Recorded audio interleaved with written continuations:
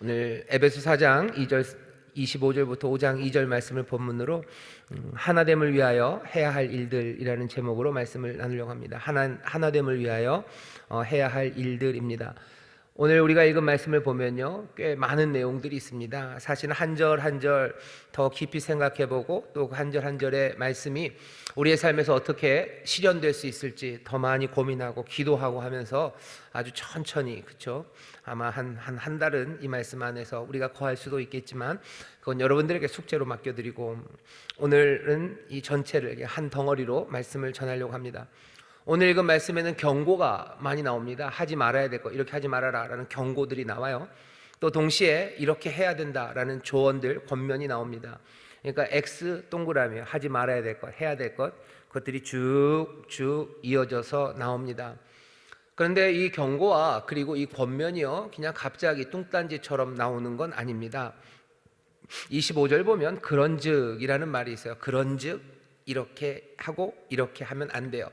도대체 이 그런즉이 뭐냐 하는 거죠. 그런즉 앞에 우리가 에베소서 사실은 1장부터 여기 4장 24절까지 우리가 했던 내용들 몽땅입니다. 쭉 얘기를 했죠. 그런즉 뭘 하고 하지 말아야 되는 게 아주 자의적으로 그냥 이게 좋고 이게 나쁜 거니까 뜬금없이 뚱딴지처럼 툭 얘기해도 우리가 귀 기울여 들을 수가 있을 텐데, 여기 있는 이 말씀은 그냥 뚱딴지처럼 갑자기 나오는 말씀이 아니고 에베소 1장서부터 이제까지 읽었던 그 은혜롭고 그리고 신비하고 그 놀라우신 설명들과 그 약속, 그것에 쭉 이어져서 나오는 겁니다.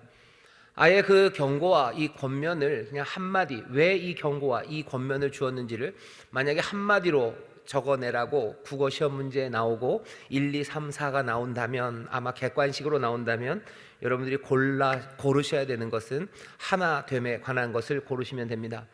여기 나오는 경고들은요, 모두 다 하나 되지 못하게 하는 행동들, 그 행동들 하지 말라는 경고예요.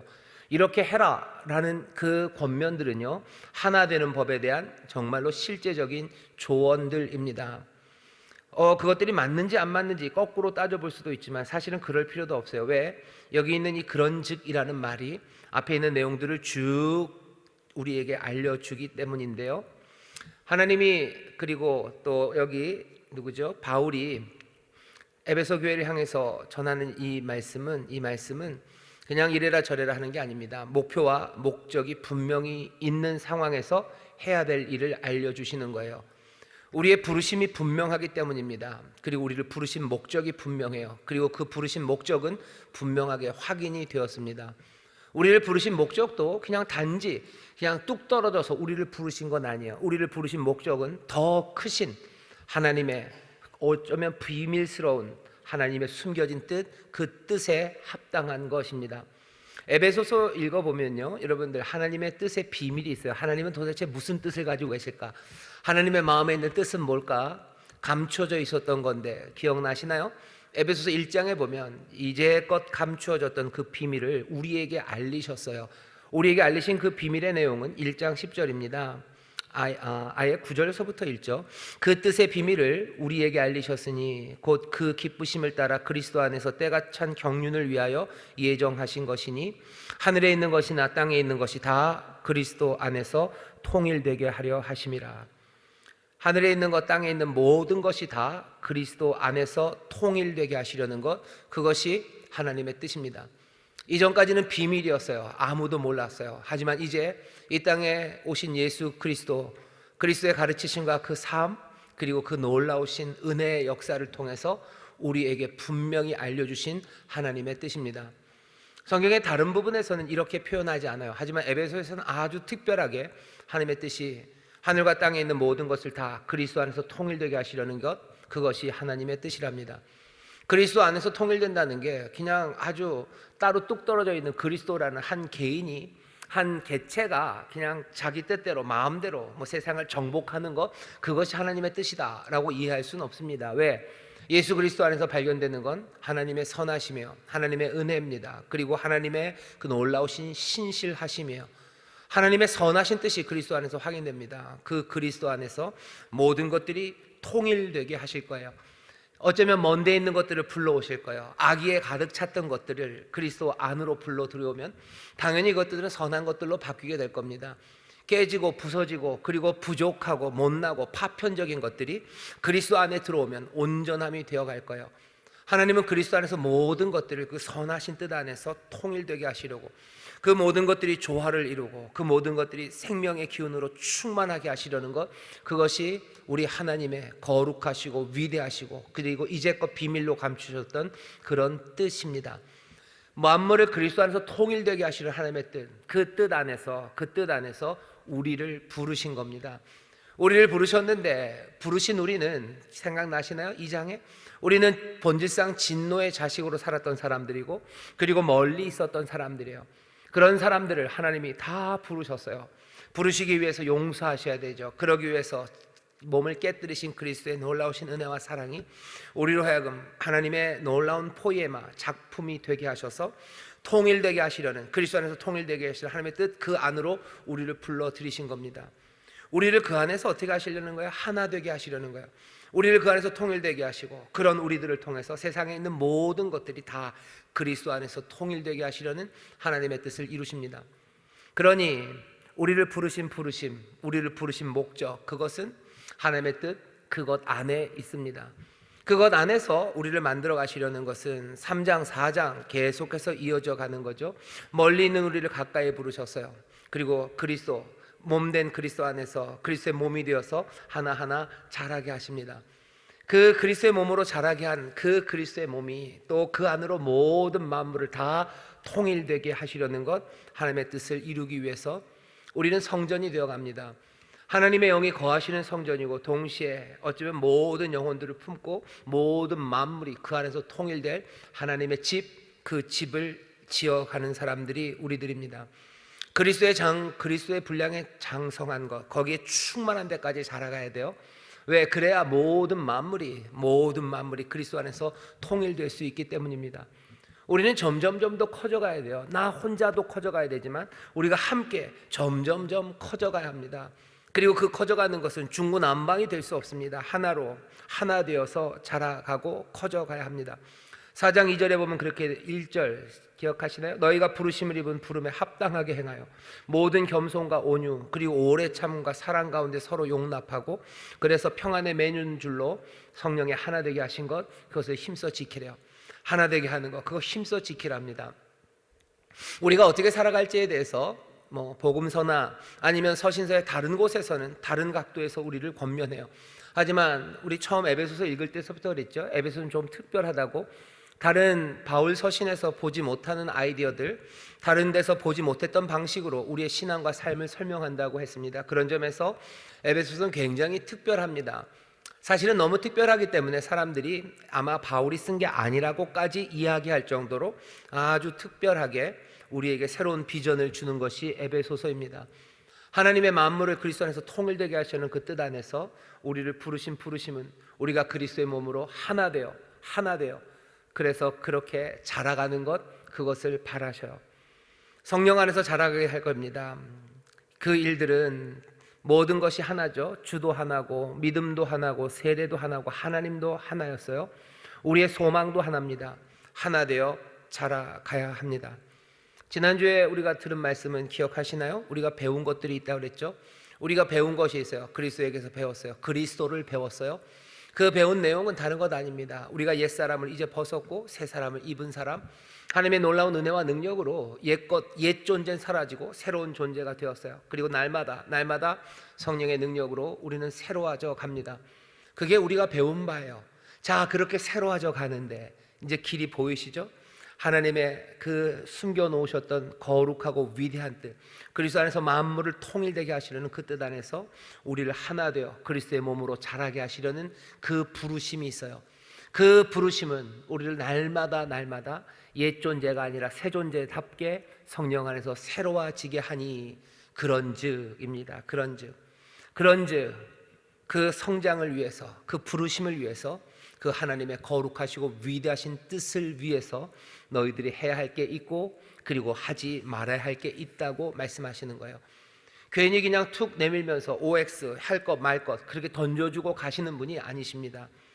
오늘 우리가 그래서 먼저 생각해야 되는 건 이렇게 해라, 이렇게 하지 말아라가 우리에게 단지 시험 보려고 주시는 게 아니에요. 외웠나 안 외웠나, 이거 하대로 해나 안 하나, 그거 확인하려고 우리에게 던져준 말씀이 아니라 하나님의 거룩하고 위대한 뜻, 그 뜻 안에서 부르심에 합당하게 살아가는 새 사람의 모습으로 살아가는 그 참된 길을 우리에게 주시는 겁니다. 그 참된 길이 어떻게 와요? OX로 옵니다. 어쩌면 오늘 우리가 다시 한번 봐야 되는 게, 우리에게 OX가 있어요. 하지 말아라, 해라 하는 말씀이 임하는데요, 그 말씀은 다시 뭔가 구원을 위해서 우리에게 주는, 이거 하면 너 뭐 되고 이거 안 하면 뭐 하고, 그렇게 되는 게 아니라 거꾸로입니다. 여기서부터 오는 거죠. 하나님의 거룩하신 뜻을 믿는 사람, 우리를 그렇게 부르심을 믿는 사람, 우리에게 가르쳐 주신 그 진리를 믿는 사람, 그 믿는 사람들이 이 OX를 하는 거예요. OX를 해서 구원받는 게 아니에요. 믿음으로 구원 얻고 믿음으로 새 삶을 얻은 사람들이, 그 사람들에게 OX가 주어져서 해야 할 일들, 하지 말아야 할 일들을 분명히 하시는 겁니다. 요즘 계속 주일 낮예배에 설교했던 그 내용입니다. 우리에게 이미 복을 주시고 우리를 복이 되게 하셨어요. 소금이라고 빛이라고 우리를 부르셨죠. 그렇게 하고 어떻게 하셔요? 그 복 있는 하나님 나라 백성들에게, 그런 하나님의 자녀들에게 하나님께 의를 가르쳐 주시는 거예요. 이 의를 알려주마, 하나님 나라의 의를 알려주마. 그러니 너희들 전에는 살인하지 말라, 살인하면 심판받는다, 간음하지 말라, 그런 말 들었지만 여기 제대로 된 의가 있다고, 해야 할 것들을 예수님이 하나하나 가르쳐 주신 것처럼 똑같은 패턴입니다. 에베소서에서도 그렇게 우리에게 말씀합니다. 사람들은 OX를 좀 싫어합니다. 해야 할 것, 하지 말아야 될 것이 있다는 것 받아들이고 싶지 않아 해요. 괜히 그것들은 반항하고 싶죠. 네가 뭔데 해라 말하냐는 거예요. 네가 뭔데 해라 말하냐, 그런 아주 싫다는 반항의 마음이 생깁니다. 마땅히 해야 할 것, 마땅히 하지 말아야 할 것, 소위 말하는 당위라는 것이 이야기되면요, 요즘은 꽤나 큰 거부감 그리고 반대를 사람들이 합니다. 예전에도 그런 반대는 있었어요. 어린아이처럼 치기 어린 반항이죠. 싫다고 거부하지만 요즘은 그런 식도 아닙니다. 그냥 무조건 싫다도 아니고, 그렇게 해야 할 것, 하지 말아야 될 것, 당위가 있는 것에 대해서요, 그거 싫다는 이야기를 아주 고상하게 포장합니다. 뭐라 그러냐면 자유라는 이야기를 해요. 우리는 자유로운 인간들이에요. 자유로운 삶을 살아가야 되는 사람. 그러니 누군가가 하라, 하지 말아라 하는 당위, 그런 건 없어요. 당위가 어디 있어요? 있는 건 자유로운 난데 누가 우리에게 마땅히 해야 되고 마땅히 하지 말아야 될 걸 말할 수 있냐고. 자유로운 인간은 모든 당위를 거부해야 된다고 아주 고상하게 말합니다. 또 이렇게도 말하죠. 자유로울 뿐만 아니라 정말로 내 삶이 나의 삶으로 살아가기 위해서는 진정성이 필요해요. 본연의 나 자신에서 우러나와야 되는 거지, 누가 해라 하지 말아라 하는 게 밖에 있다는 거, 그거 받아들이기 어려워합니다. 하지만 사실 가만히 생각해 보면요, 그 모든 이야기들이 얼마나 허망한 이야기인지 몰라요. 자기들의 게으름들, 아니면 자기들의 나약함들, 그것들을 숨기는 방법일 수 있습니다. 진정성이라는 이야기에 대해서 제가 여러 번 얘기했는데요, 지금은 진정성이라는 게 굉장한 가치가 있다고 얘기해요. 뭐냐면 내 안에 악함이 있어요. 그럼 그 악함을 드러내는 것, 그것이 진정성이고, 진정성은 그래서 가치 있는 거고, 가치 있는 일을 하는 사람은 덕스러운 사람이고, 그 사람은 훌륭한 사람이에요. 그러니 내 안에 있는 슬픔은, 아니면 아픔을, 미움을, 아니면 악독함을 그대로 드러내는 사람, 그 사람들에게 박수 쳐줍니다. 그러면서 그냥 자기 길들을 가라는 거죠. 하지만 우리에게 주신 하나님의 말씀은 그렇게 주어진 적이 없어요. 우리 안에서 나오는 것들은, 우리 마음에서 나오는 것들은 모든 악독과 그리고 괴사와 그리고 온갖 음란과 간음과 악한 것들이 우리 안에서 나온다고 하는데, 그것들은 진정성을 말하는 게 아니에요. 그건 뭘 말하는 거예요? 우리의 악함을 드러내는 거고, 우리의 추함을 드러내는 거지, 그것이 우리의 진정성을 드러내서 박수 받을 만한 일인가 생각해 보세요. 어떤 사람들은 막 욕을 합니다. 욕을 해대고 분노를 쏟아내요. 온갖 저주의 말을 쏟아냅니다. 그러면 또 박수 쳐줘요. 진정성 있는 표현이래요. 진정성 있는 표현이라고. 자기 자신을 다 드러냈다고. 하지만 드러내진 것은 악함이 드러난 거고, 우리의 못난과 추함이 드러난 거지, 그것을 진정성이라는 이름으로 포장한다고 해서 달라지는 건 없습니다. 그냥 사람들의 박수 소리예요. 사람들의 가치 판단, 그냥 자기들이 그렇게 생각할 뿐이지 세상은 변한 게 없습니다. 하나님이 우리에게, 또 하나님의 아들이신 예수 그리스도 주님께서 우리에게 해야 할 일과 하지 말아야 할 일을 주신 것, 그것에 대해서 여러분들 감사해야 합니다. 우리가 가야 할 길을 알려주시기 때문이에요. 해야 할 것, 하지 말아야 할 것을 주신 이유는 목적지가 있기 때문이에요. 목적지가 없다면 해야 되고 말아야 되는 것 없어요. 왜 사람들이 진정성 이야기를 얘기하신 줄 아세요? 갈 곳이 없기 때문입니다. 어디를 가야 되는지를 몰라요. 그러니 남은 건 뭐 그것밖에 붙잡을 게 없는 거죠. 여러분들은 뭐 어떤 내비를 쓰시는지 모르겠지만 내비를 켜놓고 목적지 설정 안 하면요, 뭐 오른쪽으로 가셔라, 뭐 좌회전 하셔라, 그런 얘기 없습니다. 그냥 안전운전 모드로 가시면요, 뭐 전방에 뭐 속도 뭐가 있습니다, 아니면 뭐 사고 다발 구역입니다, 뭐 그런 얘기 하는 거예요. 뭐 앞에 턱이 있습니다, 그 얘기하지. 오른쪽으로 왼쪽으로 아니면 뭐 직진을 하시라, 그런 얘기 하지 않습니다. 목적지가 있는 삶들, 목적지가 설정될 때는 항상 OX가 생기는 거예요. 하나님의 거룩하신 뜻, 그 뜻이 분명히 생생하고 그 뜻 안에서 우리를 부르신 부르심이 있어서 우리의 삶의 목적이 있다면 그것은 우리의 진정성으로 살 수 없어요. OX로 그 방향, 그것들을 찾아가야 합니다. 하나님이 말씀하신 의, 해라 하지 말아라가 그냥 우리에게 억울하게 그냥 부여한, 우리에게 그냥 가져다 준, 짐으로 가져다 준, 그래서 그거 잘하나 못하나 보려는 것이 아니라 우리의 삶을 그 목적에 다다르게 하시기 위해서 우리를 인도하시는 인도하심이라고 보셔야 돼요. 그 의가, 그 진리가 우리의 생명의 길입니다. 이 길이 있는 사람들은 기뻐해야 됩니다. 그 목적에 다다를 수 있는 길을 우리에게 알려주신 거예요. 그러니 기뻐하고 감사하면서 이 말씀을 받는 겁니다. 해라 하지 마라 라는 성경의 말씀에 혹시라도 반감이 있으셨던 분들, 다시 한번 이 말씀들이 나올 때마다 기뻐하셔요.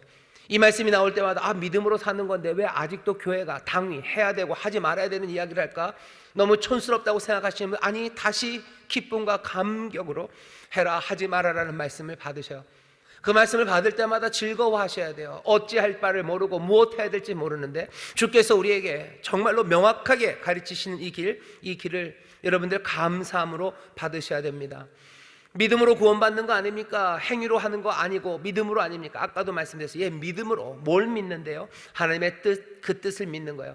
그 뜻에 합당하게 우리의 부르심을 믿는 거예요. 그리고 그 모든 뜻과 부르심 안에 있는 은혜를 믿는 거예요. 그리고 그 길을 가르쳐 주심을 우리가 믿는 거예요. 그 길을 따라 살아갈 때 우리가 그 목적에 이르도록 장성한 분량에 충만할 때까지 자라나게 될 것, 그것을 믿는 거예요. 그 당위의 가르침, 그것을 우리가 믿는 겁니다. 그러니 거기에 있는 OX를 우리가 믿는 거예요. 그러면서 그 믿음으로 그 말씀을 따라 살아가는 것, 그것이 믿음으로 살아가는 길입니다. 믿음으로 산다는 게 뭔가 하고 하지 말아야 되는 것과 상관없는 일이라고 그렇게 가르치고 그렇게 믿음을 배우는 건 굉장히 위험합니다. 우리는 은혜를 믿어요. 그러니 또 이 길 해야 하고 하지 말아야 될 거라는 이 당위의 명령들을 우리는 믿습니다. 길이 있고 규칙이 있고 가르침이 있다는 것, 그것이 순간순간 내가 끌리는 대로 진정성 있게 간다는 것, 그것과는 비교할 수 없게 든든한 길이고 그리고 복된 길임을 믿습니다. 오늘 25절에 그 모든 얘기가 담겨져 있어. 그런즉, 그냥 괜히 거짓을 버려라고 하지 않는 거예요. 그런즉 하나님의 뜻이 그러하고 너희를 그렇게 부르셨으니, 너희가 이미 새 사람이 되었으니 성령께서 날마다 너희를 새롭게 하니, 산상수훈식으로 하면 복 있는 사람들아, 하늘에 복 있는 사람들아, 하나님의 자녀들아, 그런즉 어떻게 하라고요? 거짓을 버리고 각각 그 이웃으로 더불어 참된 것을 말하라. 이는 우리가 서로 지체가 됨이니라. 여기도 나오지 않습니까? 우리가 서로 지체가 되었어요. 우리가 한 공동체 하나 되었기 때문이에요. 그 하나됨이라는 것을 온전히 이루기 위해서 거짓을 버리고 오히려 참된 말을 하랍니다. 지금부터 나오는 말씀들은요, 그 경고들, 그 조언들을 하나씩 살펴가면 됩니다. 아까도 말씀드렸지만 그 각각이 우리의 삶에서 어떻게 실현되고 내 삶에 이루어지지 않은 게 뭐고 어떻게 더 변화되어 갈지는 여러분들이 그 말씀 안에 더 머무르시면서 기도하시고 따라가시면 돼요. 오늘은 툭툭툭툭 그 내용이 무엇인지 설명하는 것으로 오늘 설교를 마칠 겁니다. 25절입니다. 그런즉 거짓을 버리고 각각 그 이웃으로 더불어 참된 것을 말하라. 이는 우리가 서로 지체가 됨이니라. 여러분들 성경에 보면 그 각각 앞에 아마 기역 내지는 니은 이런 표시들이 있을 겁니다. 그리고 성경 아래를 가보시면 스가랴서 8장 16절 이렇게 써 있으실 거예요. 왜 그러냐면 인용한 말씀이기 때문에 그렇습니다. 여기 우리가 읽은 에베소서 말씀, 거기 더불어 참된 말, 각각 이웃으로 더불어 참된 것 말하라 하는 말씀이 스가랴서 8장에 있습니다. 제가 8장 16절 스가랴서입니다. 읽겠습니다. 너희가 행할 일은 이러하니라. 너희는 각기 이웃으로 더불어 진실을 말하며 너희 성문에서 진실하고 화평한 재판을 베풀고, 이어지는 17절은 심중에 서로 해하기를 도모하지 말며 거짓 맹세를 좋아하지 말라. 이 모든 일은 나의 미워하는 것임이니라. 나 여호와의 말이니라. 주님께서 기뻐하시는 일이에요. 주님이 이렇게 하랍니다. 어떻게 해요? 너희가 더불어 이웃으로 더불어 진실을 말하랍니다. 이 말씀도 그냥 난데없이 갑자기 야 모여봐, 내가 너희들한테 지켜야 될 규칙 알려줄게, 너희들 이웃과 더불어 진실을 말해야 돼, 지금 그렇게 뜬금없이 주어진 말씀이 아닙니다. 스가랴서 8장 15절 보면 이렇게 되어 있어요. 이제 내가 예루살렘과 유다 족속에게 은혜를 베풀기를 뜻하였으니 너희는 두려워 말지니라. 14절 보면 전에는 열조에게 네 조상들에게 내가 분노했고 그 사람들 때렸지만 이제는 아니에요. 예루살렘과 유다 족속에 은혜를 베풀 거예요. 내가 너에게 은혜를 베풀 거고 너희의 그 망했던 삶을 더 부유함으로 채울 거예요. 내가 너에게 복 줄 거다. 그러니 복 준다. 그러니 어떻게 해요? 복 있는 사람들, 너희들은 이웃과 더불어 진실을 말해야 된대요. 이웃과 더불어 진실을 말하는 것이 예루살렘과 유다가 회복되고 더 풍성해지는 길입니다. 우리가 하나님의 그 거룩하신 그리스도 안에서 만물을 통일하게 하시는 그 가슴 벅찬 뜻이 이루어지는 그 일에 우리를 정말로 그리스도의 몸으로 부르시고 또 그 안에서 하나 되게 하신 그 일들을 이루시려면, 그 복된 일을 이루시겠다고 약속하시고 우리에게 주시는 말씀이요, 그 일들이 이루어지려면 어떻게 해야 돼요? 우리 안에서 거짓을 버려야 됩니다. 거짓을 버리고 참된 말들을 하기 시작해야 합니다. 거짓을 말하는 건 자기 자신뿐만 아니라 전체 공동체를 몽땅 다 자멸하게 만드는 겁니다. 거짓이 있는 곳은 무너지게 되어 있습니다. 진실을 말해야 회복이 이루어집니다. 쉽지 않아요. 사람들은 거짓말합니다. 참된 건 말하지 않죠. 언제 거짓말하나 잘 보셔요. 언제 거짓말하나 보세요. 언제 거짓말하냐면요, 내가 경쟁에서 살아남으려고 거짓말합니다. 대표적인 게 컨닝이에요. 내가 쟤보다 좀 더 나아져야 돼요. 그러니 거짓말하는 거죠. 내가 모르는 걸 안다 그러고요. 그리고 남들을 속입니다. 사실은 도적질도 마찬가지예요. 경쟁에서 살아남으려고, 내가 손해보지 않으려고 거짓말합니다. 그런 3대 거짓말이 있대요. 장사하시는 분들이 손해보고 판다는 거, 그리고 낚시꾼들이 무슨 월척을 잡았다는 거, 그리고 세 번째 거짓말이 처녀가 시집가기 싫다는 거, 그게 3대 거짓말을 했는데, 경제적인 손실 보지 않으려고 해요. 또 어떤 사람들은 남을 해하려고 거짓말합니다. 남을 해해서 내게 유익이 되지도 않아요. 근데도 거짓말합니다. 신기하죠? 어떤 사람들은 재미로 거짓말합니다. 진짜로 재미로 거짓말하는 사람들이 있어요. 재미로 합니다. 내 거짓말로 사람들이 난처해하고 다른 사람들의 삶이 엉망이 되는 것, 그것들을 즐기는 아주 사악한 거짓말들도 많습니다. 그나마 내가 배고파서 내 경제적인 정말로 그 처참한 상황에서 모면하기 위해서 거짓말하는 거라면 그건 그나마 이해하기가 쉬운데, 그것도 아니에요. 다른 사람들을 그 거짓말로 그냥 참혹하고 비참하게 만들어가는 것, 그런 것들을 아는지 모르는지 참말 대신에 거짓말, 그 말들을 하는 사람들이 있습니다. 그러면 어떻게 되겠습니까? 하나됨, 공동체, 그리스도 안에서 만물이 통일되는 것, 그런 일이 이루어질 리가 없습니다. 우리에게 맡기신 일이에요. 거짓을 버리고 이웃과 더불어 참된 말 하기 시작해야 합니다. 이 말씀을 마음에 새기셔야 돼요. 이것이 우리에게 맡겨주신 길입니다. 믿음으로 이 일들 하셔요. 성령이 우리를 새롭게 하심을 믿으며 거짓을 버리고 이웃과 더불어 참된 것 말하기 시작해야 할 줄 믿습니다. 두 번째로 뭐라고 얘기하셔요? 분노에 대해서 가르치십니다. 28절부터 29절 읽겠습니다. 분을 내어도 죄를 짓지 말며 해가 지도록 분을 품지 말고 마귀로 틈을 타지 못하게 하라. 여러분들 거기도 보면 분을 내어도 앞에 니은, 기억 이런 숫자 써 있을 거고요. 시편 4편 4절 아마 이렇게 써 있을 겁니다. 시편 4편 4절을 제가 읽겠습니다. 이렇게 돼 있죠. 너희는 떨며 범죄치 말지어다. 우리 성경에는 떨며라고 돼 있어요, 시편이. 근데 그것도 떨며에 표시가 돼 있고 아래를 따라가면 분냄이라고 돼 있습니다. 떤다는 얘기로도 분낸다는 얘기로도 번역이 가능하기 때문이에요. 왜 분나면 떨죠. 너희는 떨며 범죄치 말지어다. 자리에 누워 심중에 말하고 잠잠할지어다. 분내지 말아라. 자리에 누워서 잠자길 때는 좀 너희들 잠잠하게 잠자거라 라고 시편 4편 4절에서 말한 그 내용 그대로를 가지고 와서 분을 내어도 죄를 짓지 말아라. 해가 지도록 품을 품지 말아라. 마귀로 틈을 타지 못하게 하라고 말씀합니다. 화를 내는 거 정말로 조절하기 어려워요. 그냥 욱하고 올라오는 거죠. 화가 혹 나는 게 그게 죄는 아니라고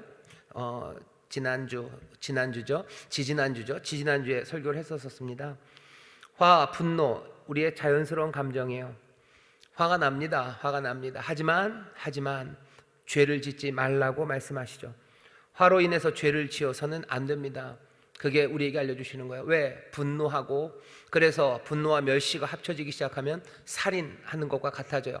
살인은 상대를 부인하는 겁니다. 아무것도 아닌 것처럼 여기는 거예요. 공동체가 함께 하나 되고 함께 그리스도 안에서의 그 통일을 이루어가기 위해서는 남을 존중하지 않는 태도, 그건 상상하기도 어렵습니다. 분을 내는 것이 정말로 죄로 이어져 가는 그것들 막으셔야 돼요. 밤까지 그것이 가지 않도록 길들여야 합니다. 화가 나고 분이 나도 실수하지 않도록 주의하고 그렇게 하는 법들을 배워야 합니다. 사람들마다 화를 내는 빈도가 다릅니다. 그리고 화를 내는 강도도 달라요. 하지만 그 빈도와 강도가 다르다고 해서 그 일이 죄로 넘어가는 그것을 정당화할 수 없습니다. 또 반대로 말하면요, 나는 남들보다 화가 좀 덜 나는 사람이고 남들보다 화가 빈도수에서도 적고 화나는 그 정도, 그 게이지가 확 올라가지도 않아요. 그러니 나는 괜찮다, 그렇게 할 것도 아닙니다. 화를 길들이는 법 배우셔야 돼요. 특별히 내 화가 정말로 남들보다 훨씬 더 빈도가 많고 아주 빈번하게 화를 내고 뭐만 봐도 화 게이지가 훅훅 올라가는 사람들은 더더군다나 실수하지 않도록 주의해야 됩니다. 그것들 그냥 두면 안 돼요. 분노가 증폭되지 않도록 만들어야 합니다. 기름 붓는 일들, 그 일들 피해야 됩니다. 화나서 술 마시는 분들이 있어요. 그러면 기름을 붓죠. 그리고 꼭 사고를 쳐요. 그러면서 늘 나는 꼭 그런다고, 꼭 그런다고 얘기할 것 아니죠. 하지 말라고. 화가 나고 분을 내어도 죄 짓지 말라고, 해가 지도록 그거 품고 있지 말라고, 우리에게 하지 말라고 가르치시는 거잖아요. 난 원래 그런 사람이야. 내 진정성에 내가 화나고 내 분노하고 남들보다 내가 묵묵하는 사람이니까 그렇게 산다고? 아니요, 그러지 말라고 얘기하시는 거야. 그러지 말아라. 우리를 새롭게 하셔요. 지난주에 얘기했죠. 오직 심령으로 새롭게 돼요. 성령이 우리를 새롭게 하십니다. 내 옛 존재, 옛사람이 그런 사람이고 그 분노로 그냥 죄 짓는 것으로, 폭력으로, 온갖 악담으로, 소리치는 것으로, 그래서 엉망으로 만드는 것이 내 옛사람이었다면 나는 이제 새 사람이 되었어요. 새 사람을 입었어요. 그리고 그 새 사람에게 합당하게 성령으로 말미암아 날마다 새로워진다고 우리는 배웠어요. 그런즉 너희가 화를 내어도 죄를 짓지 말고 분을 품어도 해를 넘기지 말고 마귀로 틈타지 못하게 해라. 분내는 일이 공동체를 얼마나 깨뜨립니까? 분내는 일이 가정을 얼마나 엉망으로 만듭니까? 아빠 죄송합니다. 이런 것도 사실은 성차별인데 남자들이 늘 화가 낸다고 그거 성차별입니다. 남자들만 화나는 건 아니에요. 여자들도 분노를 합니다. 그래서 엄마가 소리를 꽉 지르면 집안이 어떻게 돼요? 난리가 납니다. 하나 안 됩니다. 하나 안 돼요. 분내는 일들, 그 일을 어쩔 줄을 몰라서 엄마가 문 걸어 잠그고 문 꽝 닫고 설거지하다가 접시를 기술이 좋으셔요. 어떻게 그 소리를 내면서 안 깨는지 막 바그락바그락 하고 문 닫고 그러고 텔레비를 막 껐다 켰다 하고 그렇게 해가지고 거기에 기쁨이, 즐거움이, 그리스도 안에서의 통일이 그런 게 이루어지겠습니까? 일터에서도 마찬가지예요. 뭔가 조금 더 높은 사람이, 요새는 낮은 사람, 그러니까 직급이 낮은 사람들도 그런 분을 내는 일을 어떻게 컨트롤을 못하죠. 그렇게 되면 그 분노가 그 전체 직장 그리고 일하는 파트를 어떻게 만들어내는지 우리가 압니다. 그냥 두면 안 돼요. 증폭하고 점점 커지게 놔두면 안 돼요. 거기 기름 붓는 일들이 뭔지 아셔야 돼요. 그래서 분내지 않는 사람, 분이 나와도 죄 짓지 않는 사람, 그리로 변해 가야 합니다. 이 일을 마음에 담아 두셔야 되는 분들이 있으실 거예요. 자기가 알아요. 왜? 자기가 꽤나 많이 자랑들 하셨기 때문이에요. 내가 얼마나 욱하는 사람인 줄 아냐고, 내가 한번 화나면 어떻게 무서운 사람인지 아냐고 다들 몇 번 자랑들 하셨죠. 그 자랑들 하셨던 분들 다시 한번 자기를 돌아보시며, 그게 자랑할 일이 전혀 아닙니다. 그것으로 자랑할 것 아니에요. 그것으로 자랑할 것 아니고 우리를 부르신 부르심에 합당하게 내가 옛사람 벗고 이제 새사람 입었으니 날마다 성령으로 새롭게 되는 것, 그것으로 즐거워해야 됩니다. 그리스도의 장성한 분량에 충만한 데까지 내가 이르는 것으로 내가 기뻐해야 되고, 내가 하나님 앞에 그것들을 구하며 기도할 때 더 능히 나를 채우시는 하나님, 그 하나님을 찬송하며 살 것, 그것들을 기대해야 되는 거지. 나는 그런 사람이라고 그것 붙잡고 계속 살아가는 것, 옛사람에 머물러 있는 겁니다. 옛사람 벗어버리고 새사람 입어라. 성령으로 네 심령이 새로워져야 된다. 날마다 새로워진다. 그런즉 너 분을 내어도 죄를 짓지 말아라. 너 해가 지도록 분을 품지 말아라. 마귀에게 틈을 주지 말아라 하는 이 말씀을 여러분들 뜬금없이 던져지는 우리의 태스크, 우리에게 맡겨진 숙제가 아니라 그 부르심의 목적에 합당하게 살아가기 위해서 우리를 인도하시는 복된 길, 정말로 우리의 삶을 온전하게 하시려는 은혜의 인도하심임을 믿고 분을 멈추시고, 또 분이 나더라도 죄 짓지 마시고 그 분을 하나하나 풀어가는 그 길을 찾아서 정말로 하나님 기뻐하시는 사람들 되시기를 주의 이름으로 축원합니다. 그 다음 얘기는 도둑질입니다. 28절입니다. 도둑질하는 자는 다시 도둑질 말고 돌이켜 빈궁한 자에게 구제할 것이 있기 위하여 제 손으로 수고하여 선한 일을 하라. 도둑질 나쁩니다. 하지 말아야 됩니다. 훔치지 마셔요. 훔치는 일이 있으면 공동체는 무너집니다. 회사 무너져요. 당연히 뭐 횡령, 배임 이런 거 하면 무너지죠. 횡령, 배임으로만 무너져요. 자기 일하는 시간들을 속입니다. 8시간 일한다고 하고 1시간을 훔치는 거예요. 이렇게 저렇게 뺀질 하는 거죠. 그것이 그 노동, 그 일 안 했기 때문에도 약화되지만 그 모습들이 서로에게 주는 파급 효과가 큽니다. 도둑질하는 거 결국 하나됨을 망치는 거예요. 교회 안에서도 좀 그렇습니다. 교회 안에서도 우리가 서로 열심히 성실하게 해야 되는데 교회 안에서도 도둑질하는 사람들이 있어요. 어떻게 도둑질합니까? 남의 수고를 도둑질해요. 그리고 함께 땀 흘리고 수고하는 것에 뺀질됨으로 도둑질합니다. 하지 않고서도 한 것처럼 그렇게 거짓 도둑질 같이 붙는 거죠. 그러면 그 사람이 했다고 생각하지만 하지 않은 것 때문에 공동체의 하나됨 그리고 성장은 멈춰져요. 뿐만 아니라 그것들이 서로가 서로에게 다 보입니다. 그러면 서로가 서로에게 실망하기 시작하고 서로를 향한 사랑이 식어가기 시작해요. 하나됨 그것들은 어느샌가 콩가루처럼 뿔뿔이 흩어져 갑니다. 도둑질 나빠요. 그것은 멈춰야 됩니다. 내가 어떤 도둑질을 하고 있는지 여러분들 살펴보셔야 돼요. 우리에게 주시는 말씀이죠. 혹시 직장에서 내가 훔치고 있는 건 없는지, 소위 말하는 근로 시간, 그 시간을 내가 훔치고 있는 건 아닌지, 아니면 내가 마땅히 일한 사람들에게 주어야 되는 것, 그것들 내가 훔치고 있는 건 아닌지, 다른 사람들, 다른 기업에, 나와 거래처에게 당연히 가야 될 것들을 우리가 도둑질하고 숨기는 건 아닌지 보셔야 돼요. 내 삶에 도둑질이 멈추고, 그리고는 어떻게 더 나아가서 도둑질하던 사람들은 자신들이 궁핍한 사람을 도울 의무, 그 의무가 있고 또 그러기 위해서 내 손으로 수고하고 애써야 됨을 깨달아야 합니다. 도둑질 멈추는 것으로만 끝나지 않아요. 내가 열심히 일해야 된다고 다시 한번 생각해야 돼요. 뭘 위해서? 궁핍한 사람들을 위해서요. 내 배를 채우기 위해서 아니라 궁핍하고 가난한 사람들을 위해서 내가 열심히 일해야 되는 것을 깨닫는 사람, 그 사람이 그리스도 안에서 만물을 통일하게 하시려는 하나님의 뜻 안에서 새롭게 부르심을 받은 사람들, 그 사람들이 할 일입니다. 왜 남을 위해서 열심히 일해야 됩니까? 그걸 뭐 칸트식으로 설명을 해요? 칸트식으로 설명하기도 어려워요. 왜? 원래 그래서 모든 그 윤리 이론에서요, 도덕적 의무를 말하기는 참 어려운 겁니다. 당위는 설명이 안 되는 거예요. 당위를 어떻게 설명합니까? 세상에 뭐 그런 얘기를 하는 거죠. 그 전환이에요.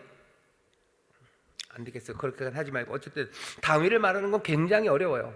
그런데 왜 가난한 사람들을 위해서 내가 수고해야 된다고 누가 말할 수 있어요? 누가 말합니까? 하나님이 선한 뜻으로 부르신 우리, 은혜를 베푸신 우리를 위해서, 우리를 향해서 하나님이 하실 수 있는 말씀이에요. 뭐뭘 해야 한다, 하지 말아야 된다를 누가 우리에게 말하겠습니까? 주님만이 우리에게 말씀하실 수 있어요. 주께서 우리에게 하시는 말씀이요, 궁핍한 사람을 도울 의무 있습니다. 그 사람들을 위해서 열심히 일해야 돼요. 나 자신에게 그렇게 얘기하시고 여러분들의 자녀들에게 그렇게 얘기하셔요. 도둑질하면 안 된다고 얘기하셔요. 컨닝하면 안 된다고 얘기하셔요. 레포트 베껴내면 안 된다고 얘기하셔요. 그렇게 베껴내기 시작하면 자기도 무너지고요, 전체 아카데미죠, 전체 학문 세계 자체가 무너져 내리는 거예요. 다른 사람들, 궁핍한 사람들 위해서 애쓰고 그 일을 열심히 해야 된다고 가르치셔요.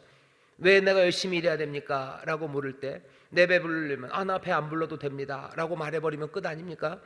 내 배 배불라고 하는 거 아니에요. 나는 월치도 뭐 조금 먹고 나는 뭐 배 안 불러도 좋고. 아니, 궁핍하고 가난한 사람들, 그 사람들을 돕기 위해서 네가 수고하고 일해야 된다고 가르쳐야 합니다. 공부 그렇게 하는 거예요. 훌륭한 사람 되는 거 왜 훌륭한 사람 됩니까? 왜 애씁니까? 가난하고 힘들고 어려운 사람들, 그리스도께서 나중에 나오겠지만 이 모든 것들은 하나님을 닮는 일이에요. 이 모든 것들은 사랑 가운데 행하는 일입니다. 사랑 가운데 행하는 사람들은 분낼 수 없어요. 사랑 가운데 행하는 사람들은 거짓말할 수 없어요. 사랑 가운데 행하는 사람들은 도적질할 수 없습니다. 하나님이 그렇게 하지 않으셨어요. 그리스도가 그렇게 하지 않으셨어요. 그리스도는 뭐 하려고 이 땅에서, 예수 그리스도는 그렇게 힘들게 수고하고 밤이 맞도록 기도해야 하셔야 되고 제대로 먹지도 못하고 그 길을 걸어가시고 온갖 수고와 헌신으로 그 피와 땀을 몽땅 다 흘리셔야 됐습니까? 자기 만족을 위해서 아니에요. 오히려 자기를 몽땅 다 비우신 분 아닙니까?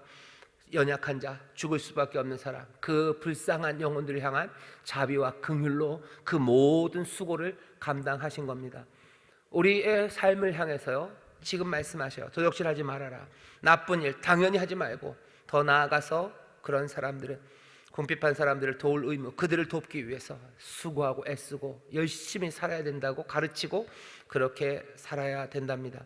그 다음은 말에 관한 이야기입니다. 또 말이에요.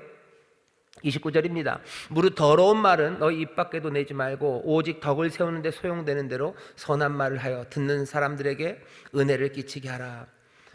나쁜 말, 더러운 말 입 밖에도 내지 말랍니다. 뭐가 더러운 말입니까? 더럽다고 표현된 말은 썩은 말들이요, 부패한 말들입니다. 그냥 썩어 있는 말이고 부패한 말이고, 그리고 사람들을 썩고 부패하게 하는 말들입니다. 그 말들 입 밖에도 내면 안 됩니다.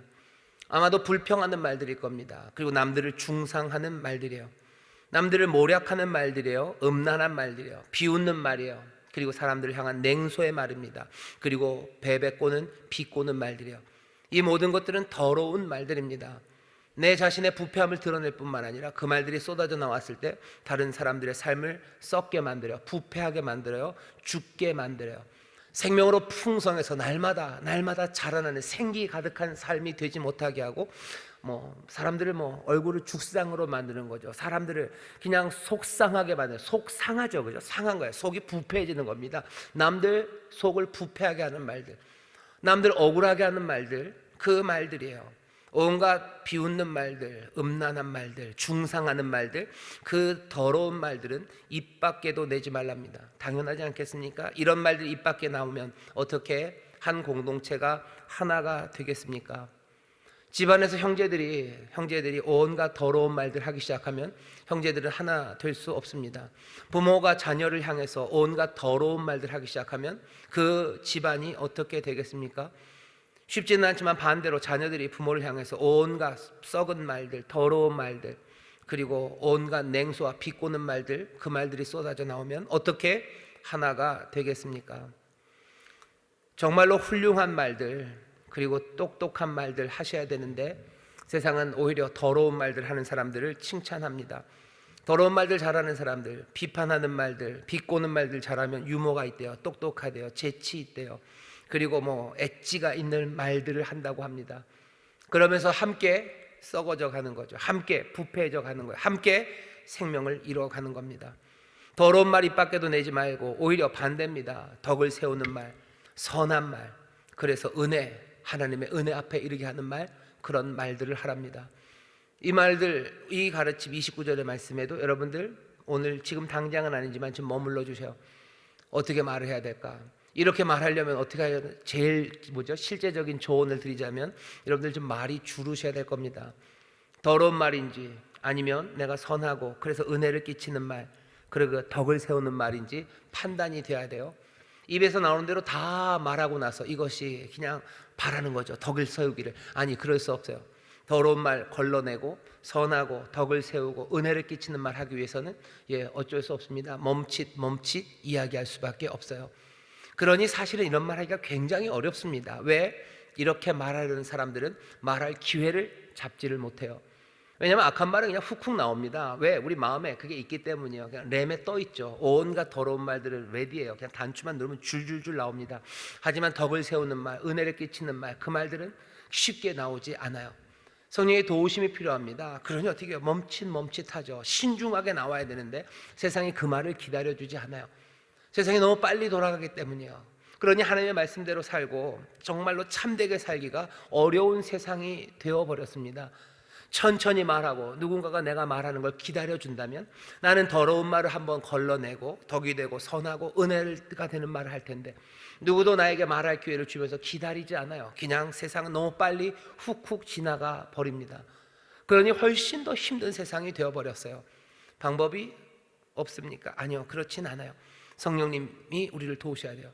지혜의 말을 우리에게 담아주시고, 어쩌면 때로는 준비된 말들이 있어야 됩니다. 너 물을 때 대답할 말 준비해라, 선한 말 준비해라 하시죠.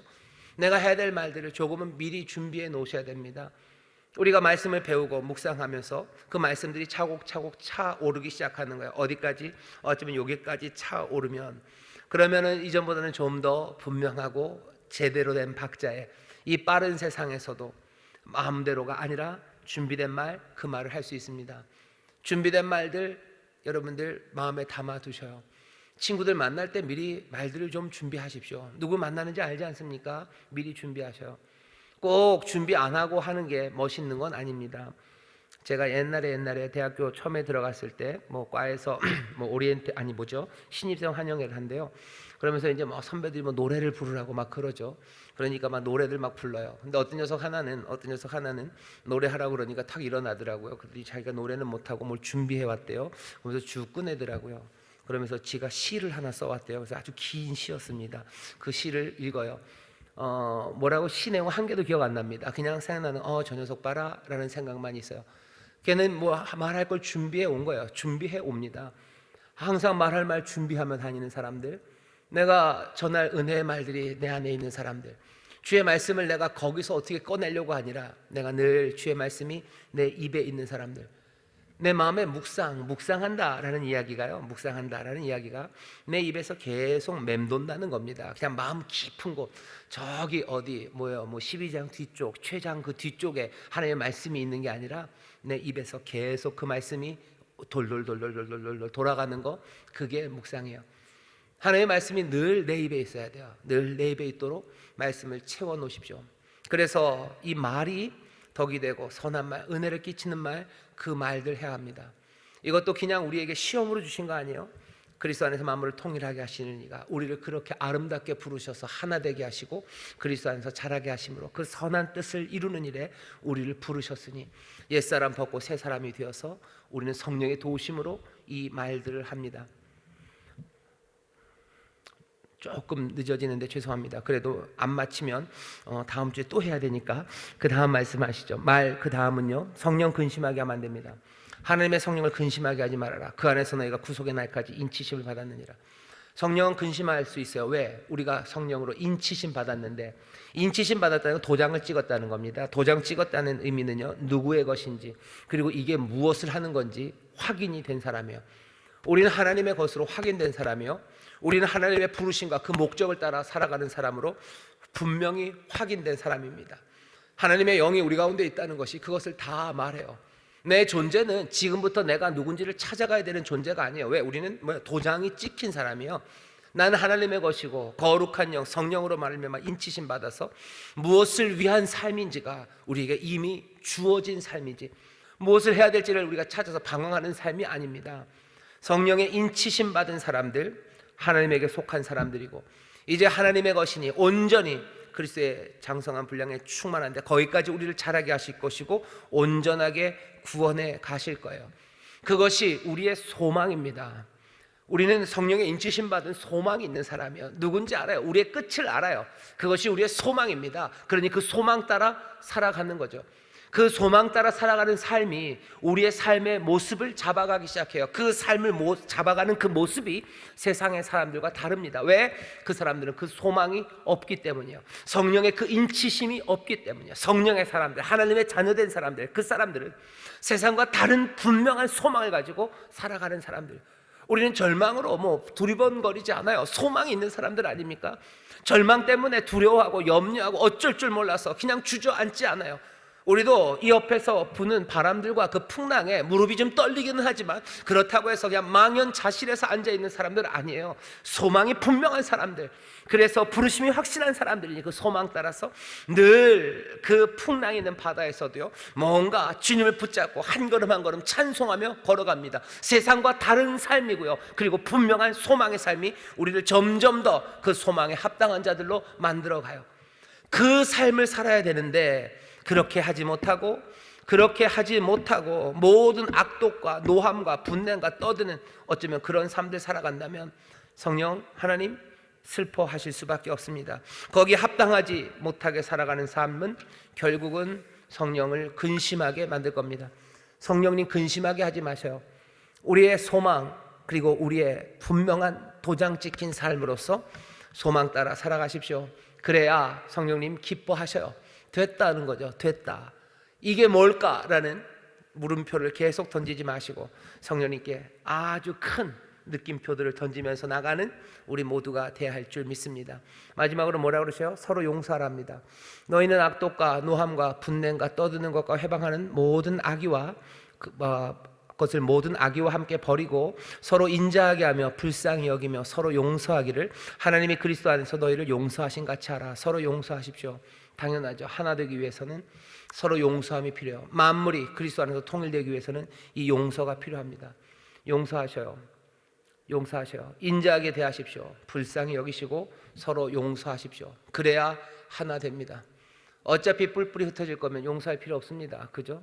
이제 두고 보지도 않을 건데, 볼 거 아닐 때 뭐하러 용서합니까? 그냥 난장판을 치고 가버리면 되지. 하지만 하나 될 사람들, 그리고 하나님의 하나 된 그리스도 안에서 통일된 그 뜻이 이루어질 것을 바라는 사람들, 서로 용서할 수밖에 없습니다.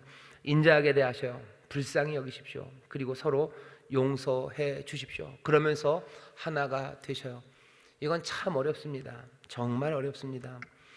이건 정말 어렵습니다. 그러니 이렇게 새로운 사람으로 되려면 성령의 도우심으로 날마다 새롭게 되는 수밖에 없어요. 우리 안에서 날마다 기도하는 거죠. 예수님이 그래서 주기도문은 날마다 하는 기도입니다. 적어도 예수님은 그 기도를 가르쳐 주실 때 제자들이 하루에 3번 이상은 그 기도를 할 거라고 생각하셨어요. 그 기도할 때 뭐라고요? 아버지 하나님께 우리가 우리에게 죄진 자, 우리에게 빚진 자들 사하여 준 것처럼 우리의 죄를 사하시라고, 사하고 용서하는 기도를 날마다 합니다. 주기도문 뒤에 뭔가 부록처럼 붙어 있는 건 다른 것 없어요. 이 용서에 대해서만 부록이 붙어 있어요. 나머지는 다 이해할 거고 그래도 할 가능성이 있지만 이 용서에 대해서는 더 얘기하시겠다고 하시며 주기도문 뒤에 한마디 더 덧붙이신 건 이 용서에 관한 이야기뿐입니다. 우리 안에서 용서가 있어야 돼요. 용서는 참 위험합니다. 그리고 아슬아슬합니다. 용서했다가 어떻게 될지 몰라요. 용서했다가 내 마음이 더 상하게 될 거고, 아니면 용서했다가 더 뭔가 어려운 문제가 생길 것 같다는 두려움이 우리 가운데 있습니다. 하지만 우리가 아는 말씀 하나 있어요. 사랑 안에는 두려움이 없습니다. 정말로 참되고 진실된 그 사랑이 모든 두려움을 내어 쫓아요. 이 두려움은 호랑이 앞에서의 서는 두려움이 아닙니다. 용서하는 일에 대한 두려움이라고 저는 생각합니다. 사랑하는 일에 두려움이 필요해요. 용서하는 일에 두려움이 있습니다. 하지만 사랑이 그 두려움을 쫓아낼 겁니다. 5장 1절 2절에서는 마지막 결론처럼 사랑을 입은 자녀같이 너희는 하나님을 본받는 자 되라. 하나님을 본받는 건 다른 것 아니야. 그리스도께서 너희를 사랑하는 것 같이 너희도 사랑 가운데 행하라. 용서하는 것도, 그리고 제대로 된 말들을 찾아서 선한 말을 찾으려는 그 몸부림들, 정말로 더러운 말 그치려는 그 모든 수고들, 그것들 다 사랑 가운데 하는 겁니다. 내가 거짓을 버리고 소적질하지 않고 내가 가난한 사람들을 위해서 내가 수고하는 모든 것 사랑으로 하는 거예요. 참된 말을 하는 것, 그것도 사랑 안에서 참된 말을 하는 겁니다. 결국 옛사람 벗고 새사람 입은 사람들이 성령으로 말미암아 날마다 새로워지는 사람, 그 삶을 살아가는 사람들, 그런즉 하나님 닮아가라. 그리스도 사랑 안에서 해라. 그리스도의 어떤 사랑? 자기의 모든 것들을 내어주셨던 희생의 사랑입니다. 그는 우리를 위하여 자신을 버리사 향기로운 제물과 생축으로 하나님께 드리셨느니라. 그렇게 드려지는 그 사랑이 향기로운 제물입니다. 하나님이 기뻐하시고 받으시고 인정하시고, 그래서 하나님이 품으시는 삶입니다. 내어주는 희생의 사랑으로 여러분들 이 모든 동그라미와 X를 하셔요. 의무라 아니면 두려움과 떨림으로가 아니라 사랑으로 하십시오. 이것 안 했다간 큰일 날 거라는 그 두려움, 하나님의 심판 앞에서 완전히 떠는 분명히 필요하지만 그것으로 행하지 말고 정말로 그리스도 사랑 안에서 하나님을 본받는 자, 모방하는 사람들처럼, 하나님을 닮는 사람들처럼 그렇게 해야 할 일, 하지 말아야 될 일을 해가기 시작하면 됩니다. 그러면 점점 어떻게 될 거예요? 하나님 닮아갈 거예요. 점점 더 사랑 안에서 충만해져 가고 그리스도의 장성한 분량에 충만한 데까지, 그리스도 안에서의 그 통일을 이루는 그곳으로 우리가 함께 가고 있고 또 그것들을 우리가 함께 이루고 있음을 보게 될 겁니다. 이 길들을 놓치지 마셔. 이 길들이 우리로 하여금 그 생명, 그 구원, 그 온전함에 가 다다르게 할 겁니다. 우리에게 주신 생명의 길이요, 세상의 어느 내비와도 비교할 수 없는 참되고 진실된 생명의 내비게이터가 우리에게 주시는 말씀입니다.